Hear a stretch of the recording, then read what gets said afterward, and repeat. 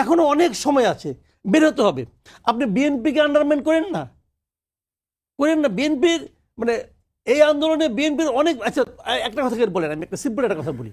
যখন আন্দোলন চলছিল শেখ হাসিনা বারবার বলছিল না এই আন্দোলনে বিএনপি আছে, বলছে তো। বিএনপি কি বলছে? না আমরা নাই। বলছে না শেখ হাসিনা এই আন্দোলনে জামাত শিবির আছে, বলছে না? জামাত শিবির কি বলছে আমি আছি? না না, এটার মধ্যে আমরা নাই। এখন যখন আন্দোলন হয়ে গেছে, এখন বিএনপিকে বলেন আমার এত লোক আহত হয়েছে, এত লোক মারা গেছে, আমি ছিলাম। জামাতকে বলেন হ্যাঁ আমার এত লোক ছিল তো, আমরা সবই জানি ছিল। কাজেই এমন একটা আন্দোলন যেখানে নাকি আন্দোলন চলার সময় নিজের পরিচয়টা প্রকাশ করা যায় না, কারণ প্রকাশটা করলে আন্দোলনটা দুর্বল হয়ে যেত। তো সেই আন্দোলনের ক্রেডিট যদি কেউ নিজে যে নামটা বলতে পারছে সে যদি বলে আমিই করছি, 52 বছর তোমরা কিচ্ছু করতে পারো না, আমরা করে দেখাই দিলাম, এটা আসলে প্রকৃত বাস্তবতা নয়।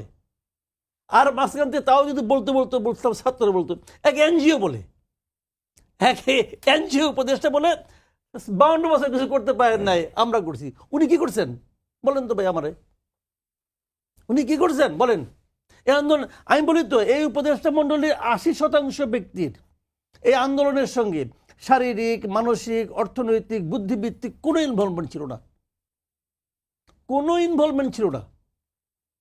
ইউনূস সাহেব মনে করছেন ওনাদেরকে নিছেন, এবং ইউনূস সাহেব জীবনের সবচেয়ে বড় ভুলটা এটাই করছেন, এই যে কিছু অযোগ্য লোককে নিয়ে উপদেষ্টা বানাইছেন। ওনার জীবনে এটা হলো সবচেয়ে বড় ভুল। উনি যদি মৃত্যুর আগ মুহূর্তে বসে চিন্তা করেন যে কোন ভুলটা জন্য আমি হাওতাশ করবো, সেটা হলো এই ভুল যে উনি একটা অথর্ব ক্যাবিনেট বানাইছিলেন। কারণ ওনাকে মনে রাখতে হতো তার এমন একটা ক্যাবিনেট বানাতে হতো যে ক্যাবিনেটটা হবে নর্মাল পলিটিক্যাল গভর্নমেন্টের চেয়ে অনেক বেশি শার্প, অনেক বেশি ক্যাপাবল, অনেক বেশি এনার্জেটিক। আর এটা যদি বানাইছেন এটা অথর্ব, মানে এরা একটা কাজ করার পর কিছুক্ষণ ঝিমায়। তো এটা যেহেতু হবে না রে ভাই, তো এখন যে কারণে হচ্ছে কি, এখন দেখেন সমস্যাটা কোথায়। এই এই মানে গভর্নমেন্ট যদি ভালো করতো না, একটা কথা আছে কিন্তু গ্রামে, সেটা হলে জানেন সাফল্যের কোনো ব্যাখ্যা লাগে না। মনে করেন আপনি ভাঙাচোর একটা দল পাঠালেন বিদেশে ক্রিকেট খেলতে, এই দল জিতে আসলো, যাওয়ার আগ মুহূর্তে কিন্তু আমরা সবাই মিলে বিশ্লেষণ করছি এর বোলারটা ভালো হয় নাই, এর স্পিনার নাই, একটা ফাস্ট বোলার নাই, অথবা উইকেট কিপার ভালো মতো নড়াচড়া করে না, বডি ফিটনেস নাই, বলছি যখন জিতে গেছে তখন কিন্তু আর কোনো ব্যাখ্যার দরকার নাই, টিম জিতে গেছে। এই গভর্নমেন্ট যদি ভালোভাবে চলতো, এই 1.5 বছর 2 বছর বিএনপি এই সমস্ত ডায়লগ কেউ পাবলিক খাইতো? কেউ খাইতো না। গভর্নমেন্ট চালাতে পারে না, যে কারণে গভর্নমেন্ট যখন চলছে, যে একটা কথা কিন্তু বলছি গুরুত্বপূর্ণ কথা, আপনি খেয়াল করছেন কিনা, আজকেই দেখলাম ধরি কোনো একটা পত্রিকা যে 70% বৈদেশিক বিনিয়োগ এই দেশে কমে গেছে। কারণ বিদেশিদের যখন আপনি বিনিয়োগ করতে, ডক্টর ইউনূস যায় না বিভিন্ন জায়গায়, বলে আবার এখানে বিনিয়োগ করেন, অমুক করেন, বলে তো উনি একজন ইন্টারন্যাশনাল ফিগার, বললে সবাই রাজি হয়, হ্যাঁ করবো করবো করবো। গত 6 মাসে কিছু আসছে, একটা আসছে, দেখেন একটা এক্সাম্পল দেখেন আসছে কিনা, আসে নাই। কেন আসে নাই? যারা বিনিয়োগ করবে তারা প্রথমেই জানতে চাইবে যে ওখানে কি কোনো স্টেবল গভর্নমেন্ট আছে, নাই তো। যতক্ষণ পর্যন্ত এখানে একটা ডেমোক্রেটিক গভর্নমেন্ট মানে এস্টাবলিশ না হবে ততক্ষণ পর্যন্ত কেউ বিনিয়োগ করবে না, এইটাই রিয়েলিটি। বিনিয়োগ না করলে এখন দেখেন মাঝখান থেকে কি হচ্ছে, বিভিন্ন কোম্পানি শ্রমিকদের বেকার হচ্ছে। গত 6 মাসে 1,42,000 শ্রমিক বেকার হয়েছে, এটা আজকে পড়লাম একটা পত্রিকায়। তো কি কারণে বেকার হয়েছে? কারণ এটা হয় স্বাভাবিক, কারণ ম্যাক্সিমাম কোম্পানি তো আওয়ামী লীগ দখল করে বসে আছিল, ওরা তো পলাইছে। তো এখন পলানোর পরে এগুলি কি হবে? বেকার তো হবেই। এটা নিয়েও সরকার কিন্তু আরেকটা মানে করতেছে, গোয়ার্তমি করতেছে, প্রয়োজন ছিল না। প্রত্যেকটা সমস্ত বড় বড় কোম্পানিগুলিকে সরকার উচিত ছিল একজনকে অ্যাডমিনিস্ট্রেটর বসাই দেওয়া। কোম্পানি যারা কর্মচারী তারা যেন টেরি না পায় আমার মালিক পলাইছে, অ্যাডমিনিস্ট্রেটর বসতো, বসে নিয়ে সে কোম্পানিটাকে চালাইতো, এবং তারা খুবভাবে খেয়াল করতো যাতে কিন্তু 1 টাকা বিদেশে পাচার না হয়। এটা করলে একটা সিস্টেম অন্যরকম হয়ে যেত। জি, গভর্নমেন্ট কি করছে? থামাই দিচ্ছে, ব্যাংক অ্যাকাউন্ট বন্ধ করে দিচ্ছে। আর যদি ব্যাংক অ্যাকাউন্ট বন্ধ করে তাহলে এলসি খুলবেন কেমনি করে, রপ্তানি কেমনি করে করবেন? পারবেন না তো। তো এইগুলো দেখেন, শোনেন এটা গ্রামে একটা কথা আছে ভাই, আপনি জিত কইরা মানে এই গ্রাম যা খুবই অস্থির কথা বললাম না, জিত করে হয় না। যদি এই সরকার তার নিরপেক্ষতা হারায় তাহলে তো এই সরকার ইলেকশন কন্ডাক্ট করতে পারবে না। 2টা কারণে পারবে না, আমি বলি আপনাকে কি কারণটা। 1 নম্বর কারণটা হলো গিয়া যে আমরা তত্ত্বাবধায়ক গভর্নমেন্টের কনসেপ্টে কি মিন করি, কি বুঝি।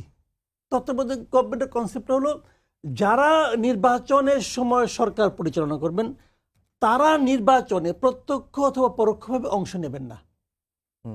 এটা হলো এই তত্ত্বাবধায়ক গভর্নমেন্টের মূল কনসেপ্ট, তাই না?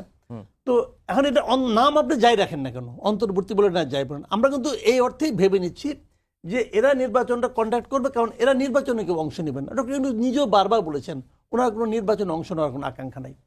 আবার দেখেন পঞ্চদশ সংশোধনী নিয়ে যে হাইকোর্টে যে রায়টা সর্বশেষ যেটা হলো, এটা হওয়ার সঙ্গে সঙ্গে কিন্তু তত্ত্বাবধায়ক সরকার ব্যবস্থা কিন্তু আবার চালু হয়ে গেছে। আপনি তো এর আগে সংবিধান সংশোধন করতে পারতেছেন না, তো গায়ের জোরে করলে তো হবে না ভাই, হবে না তো, এটা পারতেছেন না। তাহলে ইলেকশনটা কিন্তু এই সংবিধানের আলোকেই হবে এখন। সেখানে যে তত্ত্বাবধায়ক গভর্নমেন্টের যে ফরম্যাটটা এখন আছে, সংবিধান যেটা বলতেছে আছে, তো সেই আলোকেও তো একটা নির্দলীয় সরকার থাকতে হবে, যার কেউ ইলেকশন করতে পারবে না। এখন আমাদের যে ক্যাবিনেটটা, সরকারের ডেফিনেশনটা কি? যারা ক্যাবিনেটে আছে তাদেরকে তো আমি সরকারের পার্ট মনে করব। তারা কি ইলেকশনের কথা ভাবছে না, ইলেকশনের আয়োজন করছে না, ইলেকশন করবে বলে এলাকায় জানান দিচ্ছে না?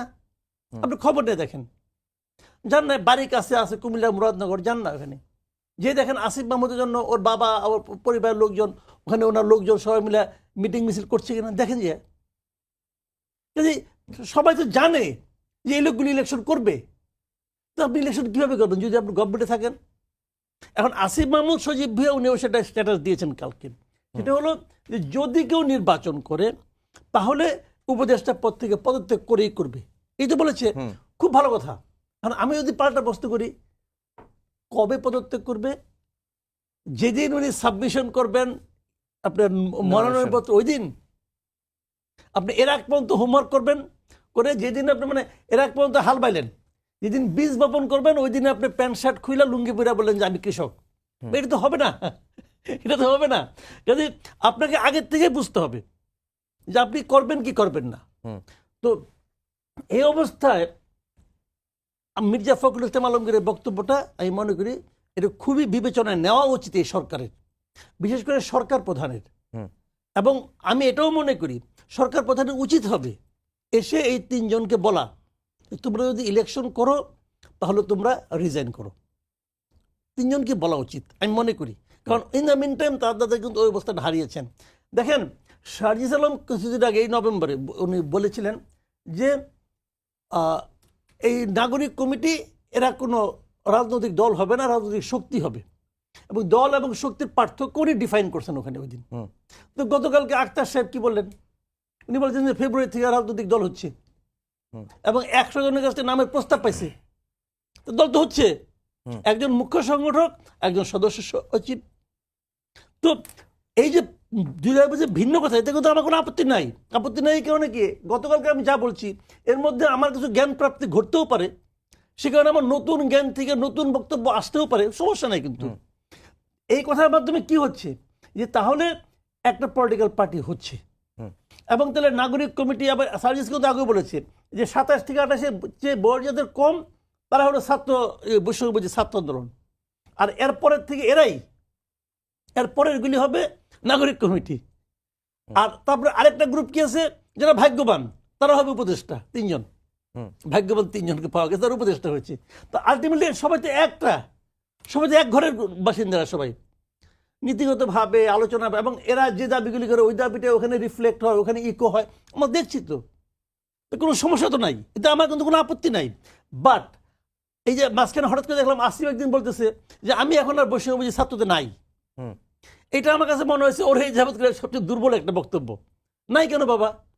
তুমি তো আসল ওইটা, তোমার তো আসল পরিচয় তুমি বৈষম্য ছাত্র আন্দোলনের একজন সমন্বয়ক, আর এটা তো খুবই ক্ষণস্থায়ী একটা পরিচয়, অল্প সময়ের জন্য একটা অন্তর্বর্তীকালীন সরকারের নামই তো অন্তর্বর্তীকালীন সরকার, তাই না?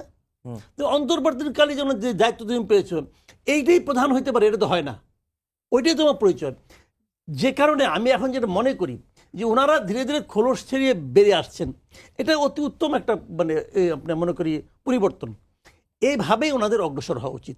জি, এবং যে পলিটিক্যাল পার্টি হচ্ছে, আমি এই পলিটিক্যাল পার্টির জন্য আমি তো এটা খুব সম্ভাবনা আমার পলিটিক্যাল পার্টি মনে করি।